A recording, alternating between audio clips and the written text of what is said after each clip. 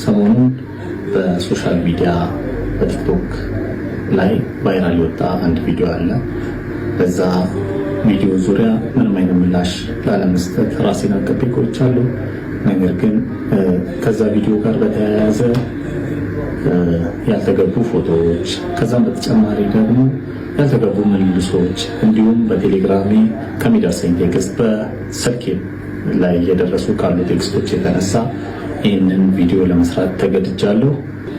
በዚህ ቪዲዮ ዙሪያ አንድም ለባለ ታሪኳ ሌላም ደግሞ ይህንን ታሪክ ይዛችሁ በሶሻል ሚዲያ ላይ እያዘዋወራችሁ ላላችሁ እና ያልተገባ ነገር እያደረጋችሁ ላላችሁ ሰዎች መልእክቴን ለማስተላለፍ ነው በዚህ ቪዲዮ የመጣሁት። በመካከላችን የነበረው ግንኙነት ከተቋረጠ ከ2 ዓመት ከ10 ወር በኋላ እንዲህ ያለ እጅግ ከእውነት የራቀ ስክሪፕትድ የሆነ ታሪክ ይዘሽ በመምጣትሽ እጅግ በጣም አዝኛለሁ። ይህ የፈጠራ ታሪክ ቢዝነስን ሰፖርት ከማድረግ